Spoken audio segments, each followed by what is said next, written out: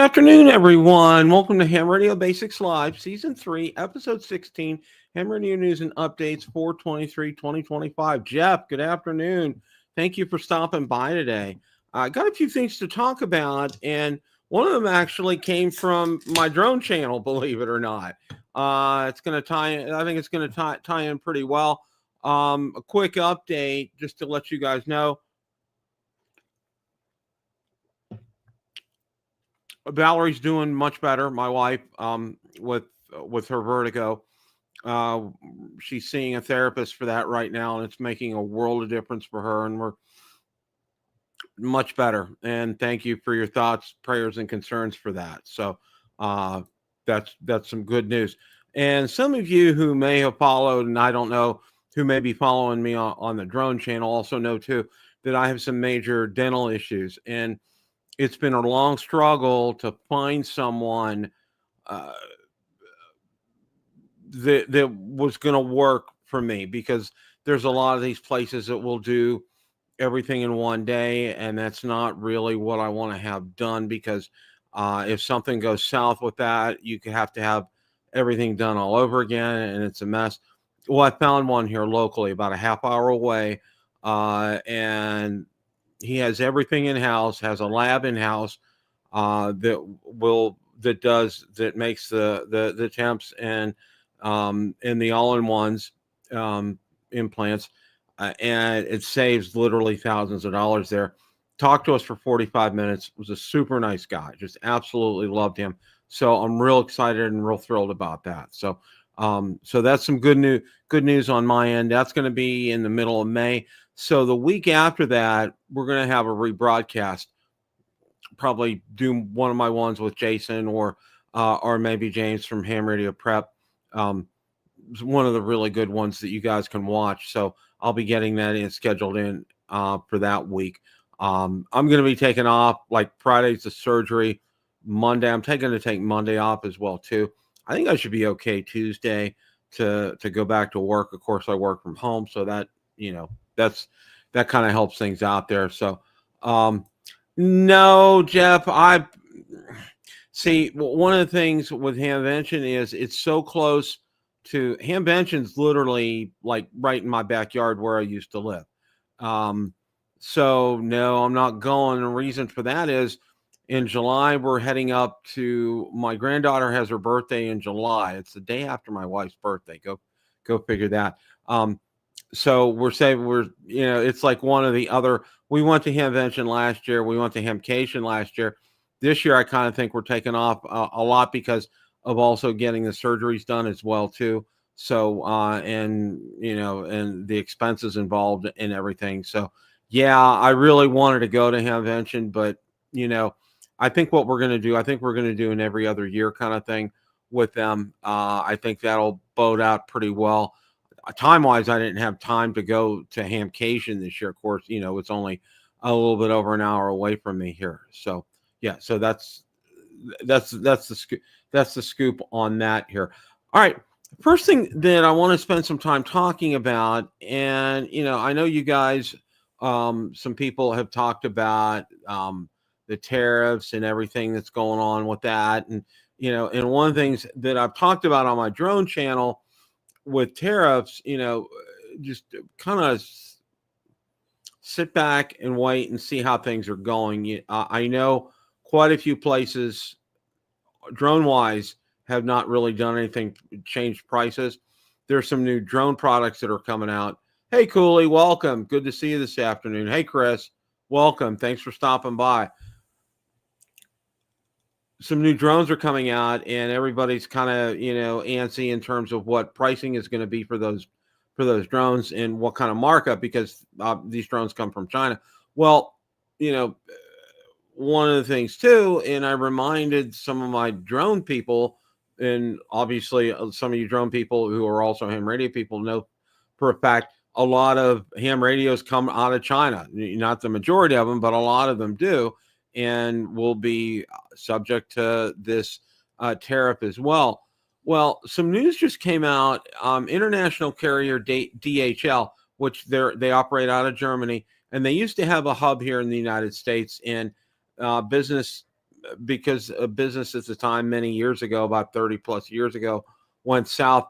They had to close that hub, but they still have operations here in the United States. They still have trucks here in the United States. And what happens with them whenever you get a shipment from DHL is they still have drivers. Quite a few of their shipments will come via USPS. They have an agreement with the Postal Service, but still quite a few of them come by a regular truck. And they're very fastidious about, if it needs signature, you better sign it. Excuse me. They don't. There's no options for them. I think they do have a waiver of it, but they still kind of want to see your ID and everything. So yeah, that's kind of where things are with DHL. Well, they just put out yesterday. I think it was yesterday. Yeah, April 20th. So that was a couple days ago.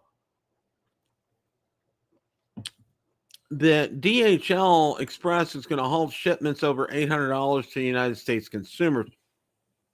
And the focus of this article was on drones, of course, and drones. A lot of the drones are over $800, but it's any goods that are over $800. Now, the article itself, it does talk into retailers as a workaround, a limited option. And one of the things I can say is this. Obviously Radio Oddity, most of their products come from China. It would not, obviously, whatever they have in stock here in the U.S. wouldn't be affected by this, either by the tariffs or by this ban that's being instituted by DHL. But for what's coming in, yeah, it would apply for that. So, obviously, like a Xiegu G90, that's under that limit, so that would pass. But when you get like the 6200, 6300, those radios are over that amount, so that's going to kick in for something like that. So shipping's up in the air now. Wanted to read something here, see if I can find out. I know there was specific language here.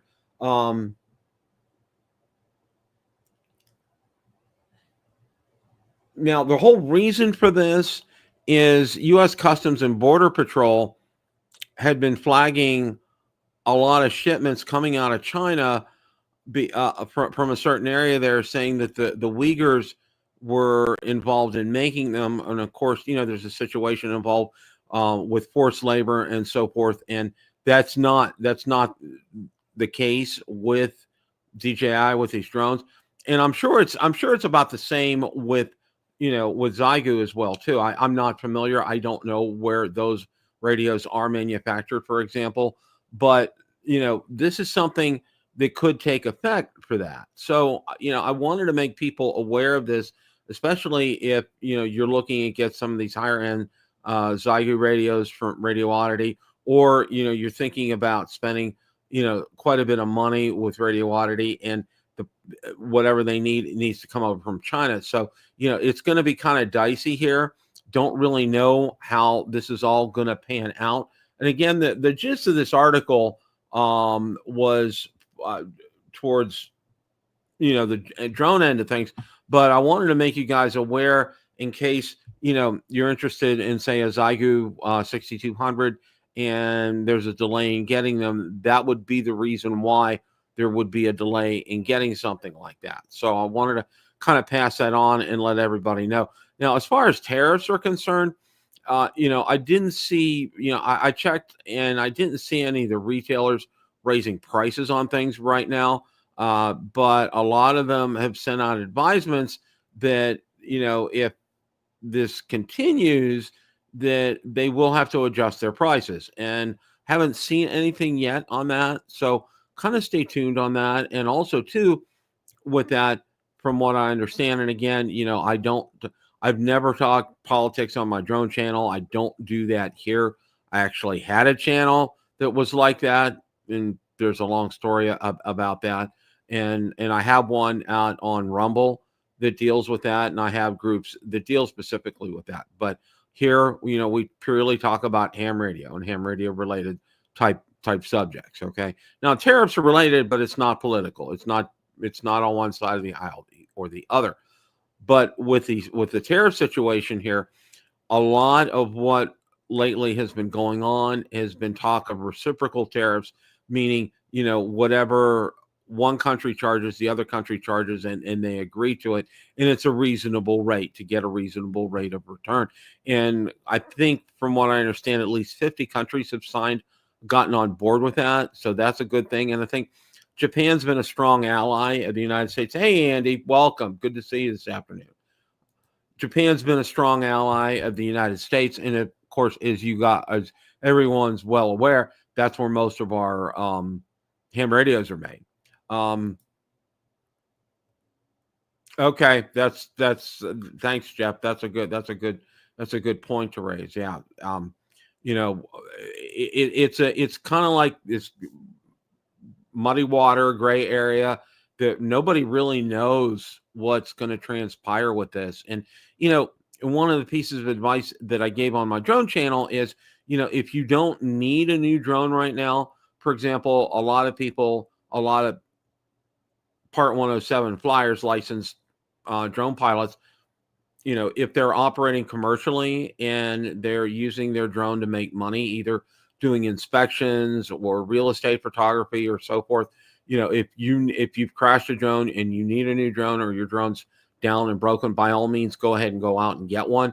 But for everybody else, I said, sit back and wait for right now. Okay. Just exhale. A number of drones are available out on Amazon, and same thing too with the ham radios. Okay. Some of these products may be available at your retailer of choice, and also include Amazon in on that, because Amazon has picked up carrying a lot more ham radio items. You'd be surprised what Amazon carries now. I mean, it's pretty incredible in terms of ham radio. I mean, I saw a 7300 on there, a 705 out there. I've seen some Kenwood items out there as well too. A lot of them are in conjunction, like with Gigaparts, and they don't charge that.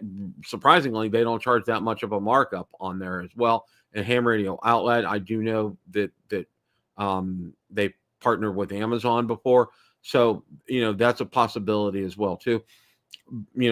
And I would say this for my ham radio enthusiasts here that follow me is, if you really need a new rig, I mean, if your rig has gone south and isn't working, or it's just something that you're going to have to sell for parts because it's just a nightmare, by all means, go ahead out there and get something right now.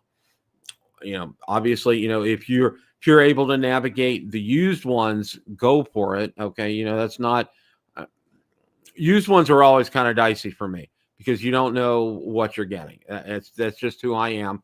I always have a tendency to buy new, because I've been burned several times buying used things. So that's one of the things for me is I will definitely buy new. And for those of you that really have that need right now, obviously, go ahead out there and get that.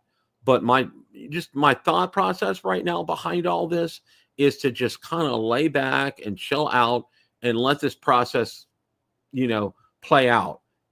Give it a couple of weeks, give it a month, see how things are. I think things are going to get better here.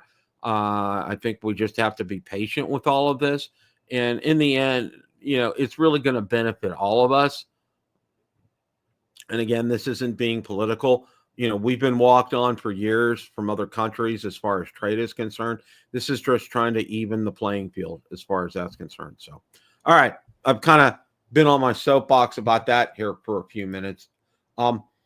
Very interesting. One of the things that I like doing is lately, I've been a real big Chat GPT fan, and I've been engaging it. And,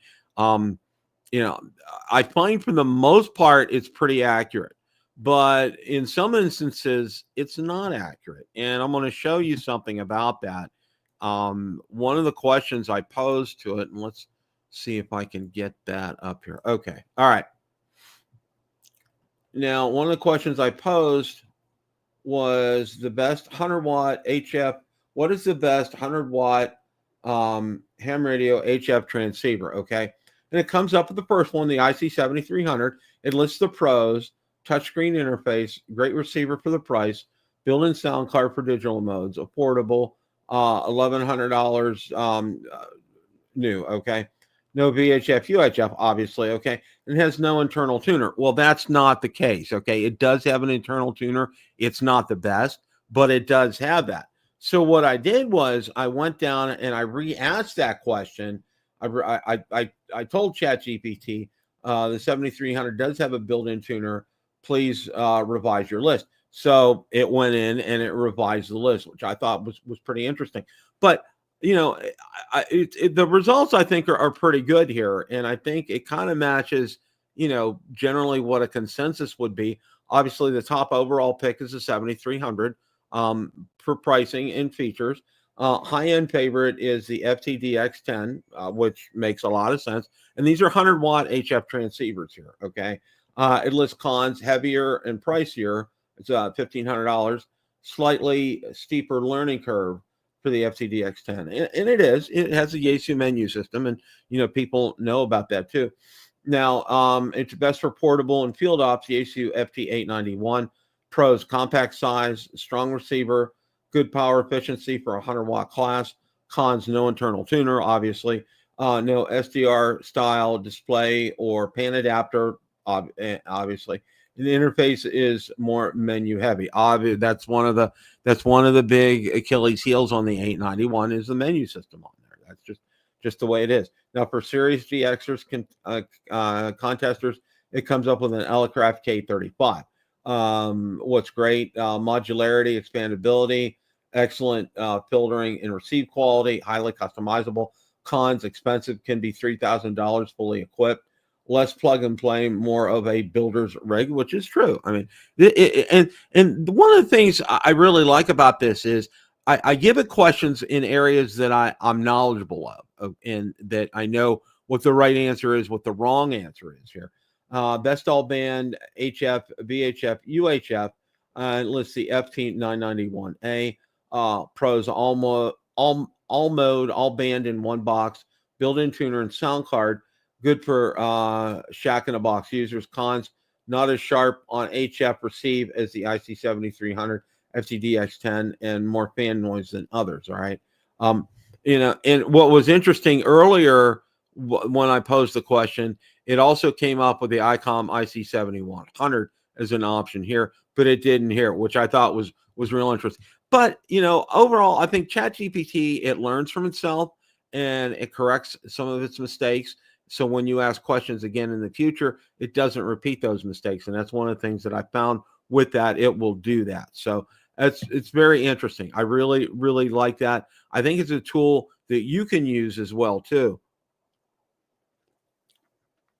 But, and the one thing that I found after I've been heavy duty using it for about a couple of months right now, and that the more detailed your question is, the better your answer is going to be. That's one of the things that I found out. Like, if you throw out there, what's the best HF radio? Okay, well, you didn't specify. I asked, what is the best HF 100-watt radio? Okay, or you can ask, what is the best HF QRP radio? Or what is the best HF 100-watt HF, VHF, UHF radio?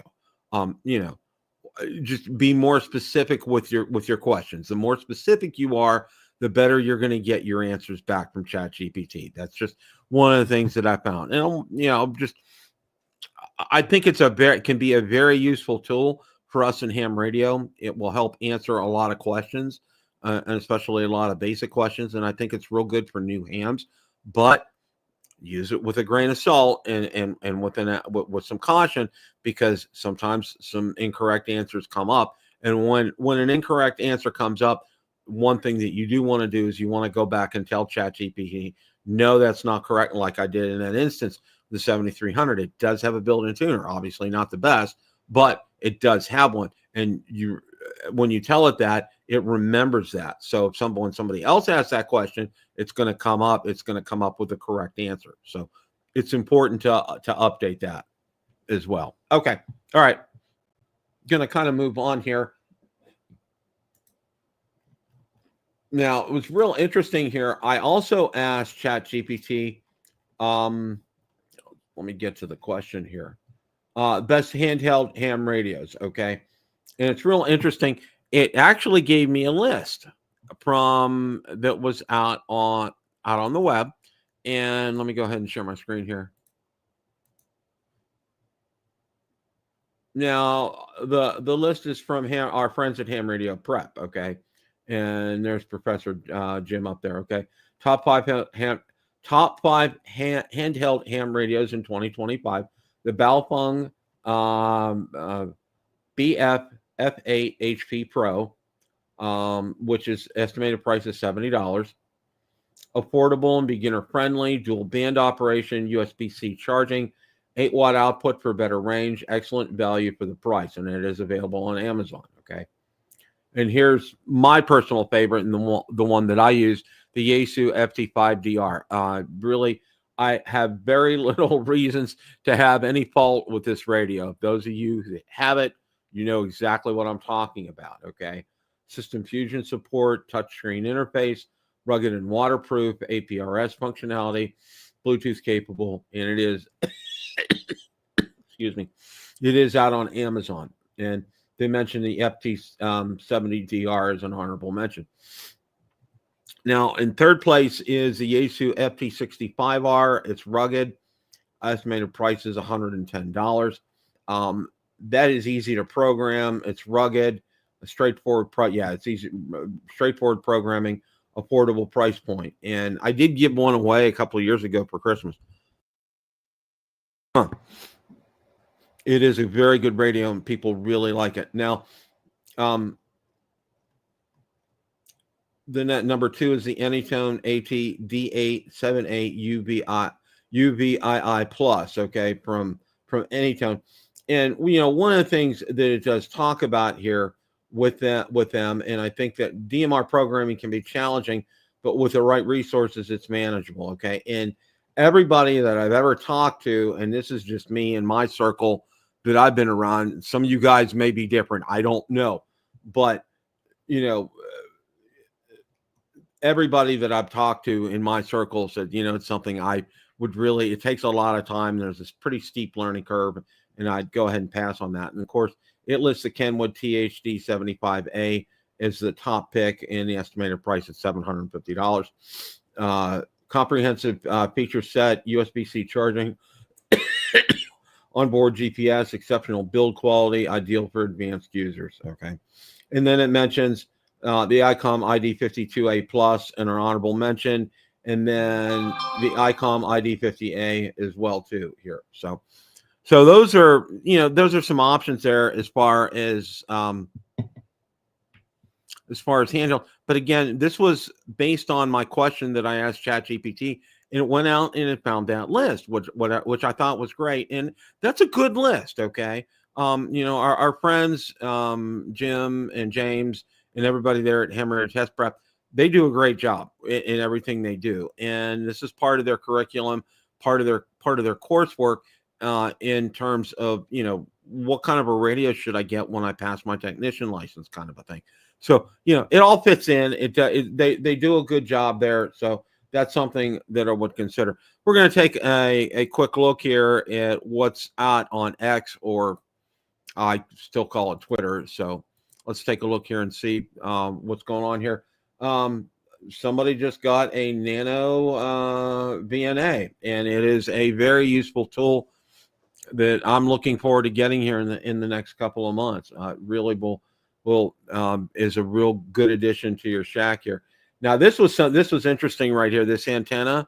Somebody asked ChatGPT to make a super antenna for HF, and this is what it came up with. I thought that was pretty interesting. Okay. Someone put out this short video here about a new Baofeng AR26, which is really, it's a UV5R something or other. And then I did some digging and a little bit of looking on here, and they said this is probably something you want to avoid. He did a test here, and it showed right away that it's supposed to have be a 10-watt radio, and it was transmitting almost 12. So that's not going to work real well here. This was real interesting. A Moonraker, king of the CB antennas, a little blast from the past. I thought I would share that with everybody here. Gentleman was set up to do POTA. This one I thought was pretty funny here. There's nothing like the smell of a Morse code pileup in the morning, and I'm like, okay, I'm not sure that there's a smell associated with Morse code pileups unless you were at like a breakfast with the smell of bacon and eggs and pancakes and sausage and all that. I don't know. So that's real. That's real kind of interesting. Nice setup here. I really, really like that. That was very well laid out. I like that kind of a thing. If you guys haven't, one thing every day you should take a look at is space weather, because it affects propagation everywhere around the world. And Dr. Tamitha Skov, she's the number one expert around the world around this. And definitely you want to go out there. It will really help clue you in as to what your day is going to be like on the bands. So definitely you want to keep that in mind. Now, this was real interesting, and I'm going to even kind of blow this up a little bit here. Okay. A mini whip, a VHF, SHF, biconical, okay, a 10-meter dipole, a 7-band cobweb, a 2-meter 70 centimeter vertical, 2-meter 70 centimeter halo here, an 18-meter long wire, an active RX loop at 70 centimeters, an active RX loop at 110 centimeters. Okay, that I thought was pretty interesting. Okay, and what you would consider probably a pretty small footprint right there too. Okay. May need to check this antenna out. This guy bought a $30 antenna on AliExpress. Actually, it works really well, and it was in this video right here. And I posted a link, so if you guys are interested in it, it's only $30. And I would say, go for it if that's something that you want to get before they start looking at the deal with tariffs. Now, it's a good video from Walt, and Walt has some really timely videos. This one's on buying used ham radio transceivers, and he really brings up a lot of great points to look for in these. And obviously, I think if you had another set of eyes, you definitely want to do a hands-on. You definitely want to try a lot of these ones that you can buy from somebody across the country and everything. Those are, you're kind of rolling the dice. You don't know with them, but watch Walt's video. He does a good job on that. This is interesting QSO here. If you get a chance to, I would listen to that. Digital noise reduction on the 891. Our friend from Ham Radio Dude. Good video on that. That's the Boston Marathon, and they helped out with communication in the Boston Marathon, which is fantastic here. There's a real blast from the past. Walkie-talkie use in World War II right here. And there's another blast from the past, an old CB radio with a dial tuner right there. That's very, very interesting. And here we go. Lunchtime HF WinLink Wednesday check-in. That looks good. Sunrise in Galapagos right there. And that's it for the day. That's all I got. Well, want to thank you guys for stopping by. I really appreciate all you guys stopping by. Jeff, Andy, Chris, Cooley. Thank you guys for making me part of your Wednesday afternoons. I really appreciate that a lot. And I know I get quite a few people to watch the stream after it's not live anymore. And I appreciate all you guys and your comments and your likes and everything. Just make sure on the way out you hit that like button. That really helps me out a lot. That really helps the channel grow. And that's what we want to do. And I'm going to be putting out more content coming up shortly. With everything going on, I'll probably be able to retire definitely within the next year or so. So more content is going to come out on this channel. I'm going to do a lot more testing. You're going to see a lot more videos out here. So stay tuned. I'm going to have some fun. I'm looking forward to retiring so I can have fun with my hobbies. And one of them, one of my favorite hobbies is ham radio. So I'm looking forward to that. Guys, Jeff, thank you so much. I appreciate that. I appreciate, like I said, I appreciate each and every one of you guys. You know what? Drop me a line at hamradiobasics@gmail.com, and I have something in the prize closet I can get out to you guys. So you guys that are watching right now on the show, and that would be Andy, Jeff, Cooley. Drop me an email at hamradiobasics@gmail.com with your name and address, and I'll get something out to you guys, because you guys have been really good and faithful, and I appreciate you guys watching. And I just try to give my spin on the news and how everything's going with ham radios. So guys, take care. Have a great rest of your week. And remember, it's always a great day to make a QSO. 7 3s, everybody. Have a great rest of your week.